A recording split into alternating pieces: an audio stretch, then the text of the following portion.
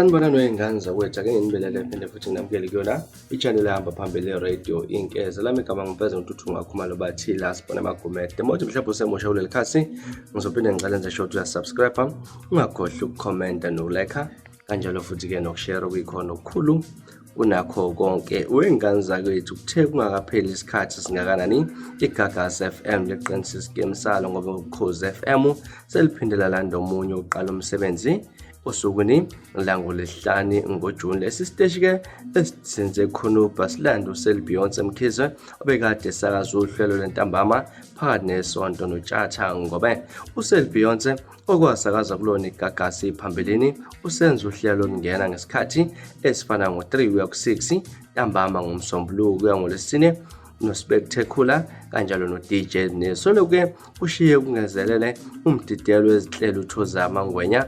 Kuthiwa-ke wesule ekuqaleni kwenyanga edlule abatshela ngalutho babone ngaye esephuma kwi-group ka-WhatsApp ngoLwesibili, kwayima abaphathi besho ukuthi-ke uyahamba yakwenye indawo.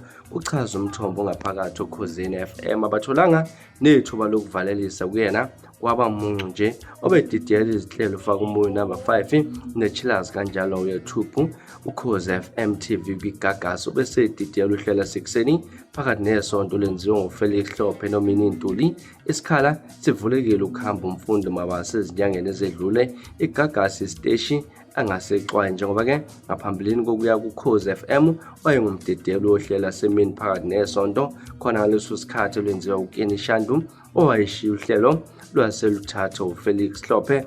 Utshelele lephephandaba kuyisolezwe ukuthi ujabule ngokudlojwa ngokomsebenzi ohambe kahle uKhozi abazondani, kodwa ubone kuyithuba lokudlolobala ngokomsebenzi kule minyaka engu-12 kulo amkhakha kuwona. Uyabonga kakhulu nangethuba bamphelona ube umphathi kokuqala khona uKhozi FM bekezibambele kusho uThozama. Uthe-ke okumjabulisa kakhulu ukuthi uzokwazi ukwenza ezinye izinto abebuye anqindeke kuzona uKhozi ngenxa enyemndeni. uFelix umuntu abazana naye kakhulu ngoba beke sakaza ndawonye phambilini, kusho lukhulu kuyena ukwetha nje ngohlelo olukhulu kangaka ngeke agcine emsakazweni, kodwa-ke uzodidiyela izinhlelo ze-YouTube lakhona i-Elevate ngoba-ke wabatshela ukuthi uyayithanda i-TV uziza ethobekile kakhulu.